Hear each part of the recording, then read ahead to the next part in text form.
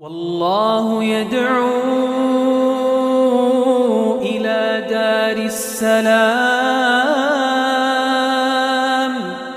ويهدي من يشاء إلى صراط مستقيم.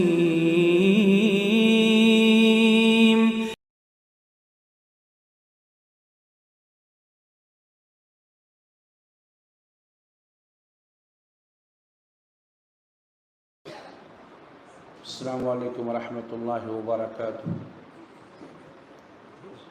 الحمد للہ رب العالمین والصلاة والسلام علی رسولہ الکریم. اما بعد، اعوذ باللہ من الشیطان الرجیم. بسم اللہ الرحمن الرحیم. یا ایہا الذین آمنوا اتقوا اللہ حق تقاتہ ولا تموتن الا وانتم مسلمون.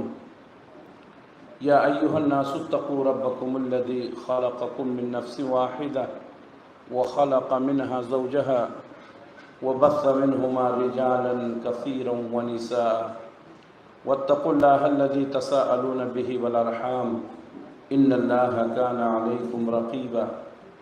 يا ايها الذين امنوا اتقوا الله وقولوا قولا سديدا يصلح لكم اعمالكم ويغفر لكم ذنوبكم ومن يطع الله ورسوله فقد فاز فوزا عظيما. معزز اور موقر علماء کرام، آج کا یہ اجلاس ابناء قدیم جامعہ دارالسلام عمر آباد کی شاخ کرناٹک کی طرف سے منعقد ہے. ذمہ داران نے مجھے مدعو کیا،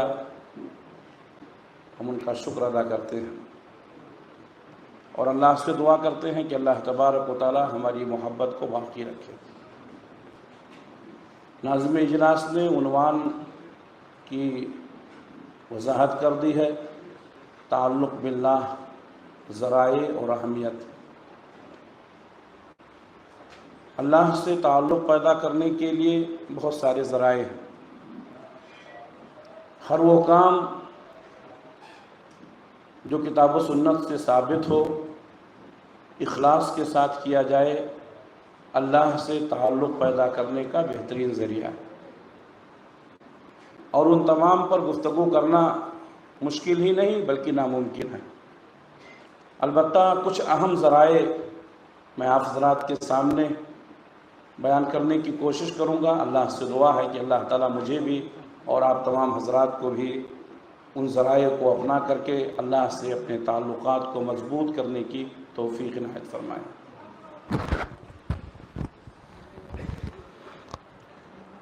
اللہ سے تعلقات مضبوط کرنے کا سب سے بہترین ذریعہ ہے فرائض کا اہتمام کیا جائے.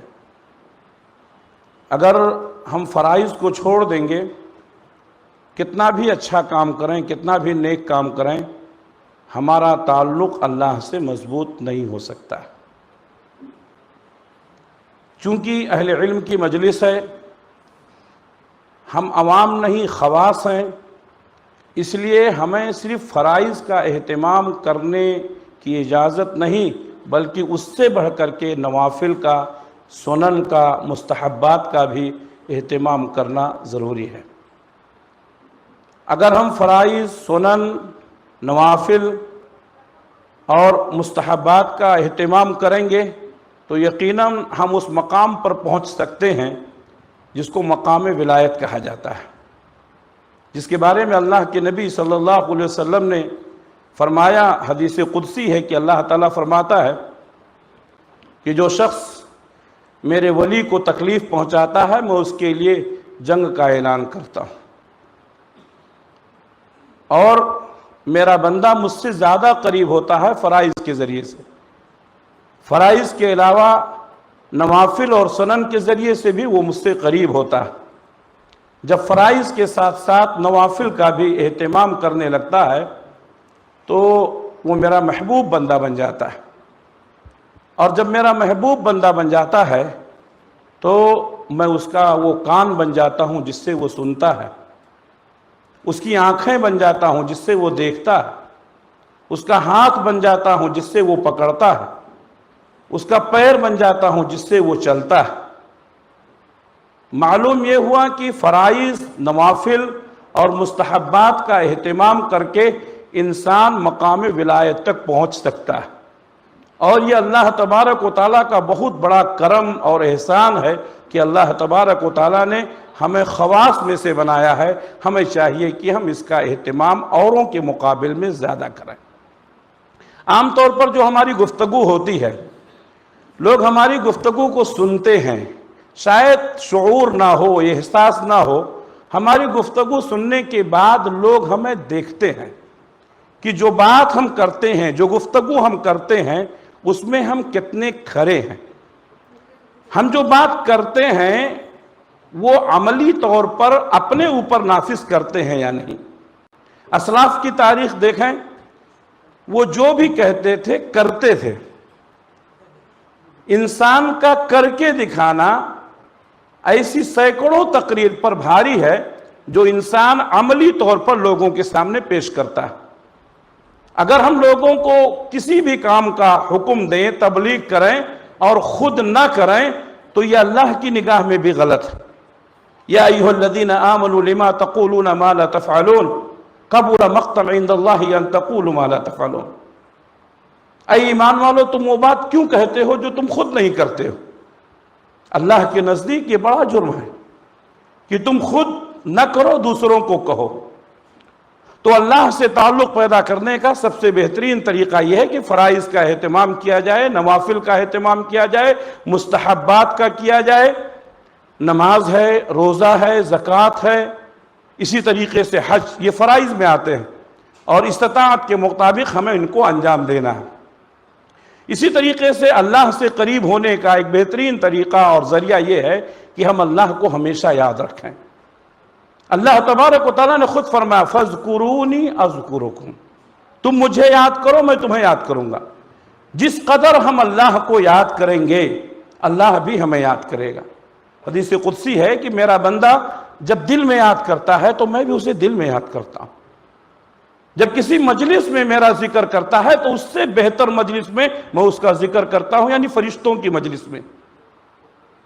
اسی طریقے سے اللہ کے نبی صلی اللہ علیہ وسلم اس بات کا احساس کرتے ہوئے ہمیشہ اللہ کے ذکر میں مشغول رہتے تھے اور اللہ سے دعا بھی کرتے تھے، رب اجعلنی لکا شکارا ولکا ذکارا ولکا وہابا، اے اللہ مجھے زیادہ شکر کرنے والا بنا دے، زیادہ ذکر کرنے والا بنا دے، زیادہ ڈرنے والا بنا دے۔ اما عائشہ صدیقہ رضی اللہ تعالی عنہا بیان کرتی ہیں، کان رسول اللہ صلی اللہ علیہ وسلم یذکر اللہ کل احیانہ، اللہ کے نبی صلی اللہ علیہ وسلم ہمیشہ اللہ کے ذکر میں مشغول رہتے تھے، چلتے پھرتے اٹھتے بیٹھتے اللہ کو یاد کرنا یہ اللہ سے قریب ہونے کا سب سے بہترین ذریعہ ہے۔ ہم جس قدر اللہ کو یاد کریں گے اللہ ہمیں یاد کرے گا۔ اسی طریقے سے اللہ سے قریب ہونے کا ایک بہترین ذریعہ ہے کہ وہ مجلسیں جہاں پر اللہ اور اس کے رسول کی باتیں کی جائے، ہم اس مجلس میں شریک ہوں۔ مشہور حدیث ہے، سب جانتے ہیں کہ جب کوئی مجلس منعقد ہوتی ہے جہاں پر اللہ اور اس کے رسول کا ذکر ہوتا ہے تو اللہ کی رحمت اس کو ڈھانپ لیتی ہے، فرشتے رحمت کے پر بچھا دیتے ہیں، زمین سے آسمان تک فرشتوں کا سلسلہ شروع ہو جاتا، اللہ تبارک و تعالیٰ ملائے اعلیٰ میں ان کا ذکر کرتا۔ ایک اور حدیث میں اللہ کے نبی صلی اللہ علیہ وسلم نے فرمایا کہ فرشتے لوگوں کو بلاتے ہیں، آؤ یہاں ہمارے مطلب کی باتیں ہو رہی ہیں، اور بہت سارے فرشتے اس مجلس میں شریک ہو جاتے ہیں، یہاں تک کہ جب مجلس کا اختتام ہوتا ہے فرشتے اللہ کے حضور حاضر ہوتے ہیں، اللہ تعالیٰ ان سے پوچھتا ہے، حالانکہ اللہ خود جانتا ہے کہ میرے بندوں کو تم نے کس حال میں چھوڑا ہے؟ وہ کہتے ہیں اے اللہ وہ تیرا ذکر کر رہے تھے، تیری حمد و ثنا بیان کر رہے تھے۔ اللہ تعالیٰ پوچھتا ہے کیا انہوں نے مجھے دیکھا ہے؟ فرشتے کہتے ہیں اللہ دیکھا نہیں ہے۔ اللہ تعالیٰ پوچھتا ہے کہ اگر وہ مجھے دیکھ لیتے تو ان کی کیا کیفیت ہوتی؟ فرشتے کہتے ہیں اے اللہ پھر ان کی حمد و ثنا، ان کا خوف اور زیادہ بڑھ جاتا۔ پھر اللہ تعالیٰ پوچھتا ہے وہ لوگ چاہتے کیا تھے، ان کی خواہش کیا تھی؟ فرشتے کہتے ہیں اللہ وہ لوگ جنت چاہتے تھے. اللہ تعالیٰ پوچھتا ہے کیا انہوں نے میری جنت کو دیکھا ہے؟ فرشتے کہتے ہیں نہیں. اللہ تعالیٰ پوچھتا ہے اگر وہ میری جنت کو دیکھ لیتے تب ان کی کیفیت کیا ہوتی؟ کہتے ہیں اے اللہ ان کی خواہش، ان کی رغبت اور زیادہ بڑھ جاتی. پھر اللہ تعالیٰ پوچھتا ہے بتاؤ وہ کس چیز سے بچنا چاہتے تھے، پناہ کس سے چاہتے تھے؟ فرشتے کہتے ہیں اللہ وہ جہنم سے تیری پناہ چاہتے، جہنم سے بچنا چاہتے تھے. اللہ تعالیٰ پوچھتا ہے کیا انہوں نے جہنم کو دیکھا ہے؟ فرشتے کہتے ہیں نہیں. اللہ پوچھتا اگر جہنم کو دیکھ لیتے تو ان کی کیفیت کیا ہوتی؟ فرشتے کہتے ہیں اے اللہ اور زیادہ خوف پیدا ہوتا، اور زیادہ ڈر پیدا ہوتا. اللہ کے نبی صلی اللہ علیہ وسلم نے آگے فرمایا کہ اللہ تعالیٰ ان فرشتوں کو گواہ بناتا ہے اور کہتا ہے کہ اے فرشتوں تم گواہ رہو، اس مجلس میں جتنے لوگ شریک تھے میں نے ان کے گناہوں کو معاف کر دیا. کتنی بڑی نیکی ہے، کتنی بڑی سعادت ہے دین کی مجلسوں میں اکٹھا ہونا. لیکن آج ہمارا مزاج بدل گیا، ہم چھوٹے بڑے کی تفریق کرتے ہیں. اگر کوئی بڑا آدمی گفتگو کرتا ہے لوگ کان لگا کے سنتے ہیں، اگر کوئی چھوٹا گفتگو کرتا ہے تو ہم اس کی طرف توجہ نہیں دیتے. میرے بھائیوں اہل علم کا یہ طریقہ نہیں رہا ہے. اہل علم ہر ایک کو ریسپیکٹ دیتے ہیں، عزت دیتے ہیں. ہمیں چاہیے کہ جو بھی کتاب و سنت کی بات کرتا ہے ہم اس کو عزت دیں، اس کے درس میں بیٹھیں. اس سے نہ یہ کہ صرف ہمارا دنیاوی فائدہ ہوگا بلکہ ہماری آخرت بھی سنور جائے گی. اللہ تعالیٰ فرشتوں کو گواہ بنا کے کہتا ہے گواہ رہو میں نے ان کے سارے گناہوں کو معاف کر دیا. فرشتے کہتے ہیں اے اللہ تیرے کچھ بندے ایسے تھے، کچھ لوگ ایسے تھے جو بلا ارادہ آ گئے تھے، مجلس میں شرکت کے لیے نہیں آئے تھے. اللہ تعالیٰ کہتا ہے کہ اس مجلس میں شریک ہونے والے اتنے سعادت مند ہیں کہ اگر ان کے ساتھ چند گھڑی کے لیے کوئی بیٹھ گیا تو ان کی بھی بخشش کر دی جاتی ہے. یہ صحیح حدیث ہے. ہم لوگوں کو بتاتے ہیں، لوگ ہماری باتوں کو سنتے ہیں. ہمیں چاہیے کہ خود ہم عملی طور پر اس کو کر کے بتائیں. جیسا کہ میں نے بتایا کہ لوگ جب ہمیں سنتے ہیں تو ہمیں دیکھتے بھی ہیں. جس قدر ہم لوگوں کو دعوت و تبلیغ کر کے کسی چیز کے، کسی کام کے کرنے پر ان کو ابھاریں گے اور ہم عملی طور پر اس کو انجام دیں گے، لوگ ہماری باتوں کو قبول کریں گے، ہماری باتیں مؤثر ہوں گی. لوگ ہماری باتوں کو قبول کرنے کے بعد اس پر عمل کریں گے. لیکن اگر ہم خود کہیں گے اس پر عمل نہیں کریں گے ہماری باتیں مؤثر نہیں ہو سکتی ہیں. آج جو بہت سارے مسئلے ہیں اور بہت سارے فتنوں کے ہم شکار ہوئے ہیں اس میں سے یہ مسئلہ بڑا اہم ہے کہ ہم گفتار کی غازی بن گئے ہیں، کردار سے ہم بہت دور ہیں. اقبال بڑا اپدیشک ہے، من باتوں میں موہ لیتا ہے، گفتار کا غازی بن تو گیا کردار کا غازی بن نہ سکا. میرے بھائیوں اللہ سے تعلق پیدا کرنے کے بہت سارے ذرائع ہیں، جس میں سے ایک ذریعہ یہ ہے کہ ہم اللہ سے دعاؤں کا اہتمام کریں، خود اپنے لیے بھی پوری امت کے لیے بھی. اللہ کے نبی صلی اللہ علیہ وسلم کا یہ طریقہ رہا ہے کہ آپ دن میں دعوت و تبلیغ کرتے تھے، رات میں تہجد کی نماز میں ان کی کامیابی کی دعا کرتے تھے، اور آپ کا یہ تاثر ہوتا تھا کہ اے اللہ تیرا پیغام میں نے تیرے بندوں کے کانوں تک پہنچا دیا ہے، ان کے دلوں میں بیٹھا دینا یہ تیری ذمہ داری ہے. یقیناً ہم بہت اچھے مقرر ہو سکتے ہیں، بہت اچھے واعظ ہو سکتے ہیں، لیکن جب تک اللہ تبارک و تعالی ہماری واعظ میں، ہماری تقریر میں اثر نہیں پیدا کرے گا ہماری واعظ، ہماری نصیحت بیکار ہوگی. اس لیے اللہ سے دعاؤں کا اہتمام کرتے رہنا چاہیے اور اللہ سے دعا کرتے رہنا چاہیے کہ اے اللہ تیری رضا کے لیے میں نے تیرے بندوں تک تیرا پیغام پہنچایا ہے جو میرے اختیار میں تھا، ان کے دلوں میں بیٹھا دینا، ان کو ہدایت دے دینا یہ تیرے اختیار میں. دعاؤں کا اہتمام کرنا اللہ تبارک و تعالیٰ نے قرآن مجید میں دعا کے تعلق سے بڑی فضیلتیں بتائی ہیں، رسول اللہ صلی اللہ علیہ وسلم نے دعا کے تعلق سے بڑی فضیلتیں بتائی ہیں۔ ہمیں دعاؤں کا اہتمام کرنا چاہیے۔ قرآن مجید میں تو اللہ تعالیٰ نے یہاں تک بھی فرمایا کہ جو شخص دعاؤں کا اہتمام نہیں کرتا ہے اللہ کی نگاہ میں وہ متکبر ہے، اللہ کے نگاہ میں وہ مغرور ہے۔ ہمیں دعاؤں کا اہتمام کرنا چاہیے۔ اللہ سے تعلق پیدا کرنے کا یہ بہترین ذریعہ۔ اللہ کے رسول صلی اللہ علیہ وسلم فرماتے ہیں کہ جب بندہ اللہ کے سامنے ہاتھ اٹھاتا ہے اس کے دل میں یہ کیفیت پیدا ہوتی ہے کہ میرا ایک رب ہے جو میری دعاؤں کو سن رہا ہے۔ اللہ تبارک و تعالیٰ اپنے بندے کی اس کیفیت کو دیکھتا ہے، اس کے ہاتھوں کو دیکھتا ہے۔ اللہ تعالیٰ کہتا ہے کہ اس کے ہاتھ گرنے سے پہلے میں اس کی دعاؤں کو قبول کر لیتا ہوں۔ دعاؤں کا اہتمام کرنا چاہیے۔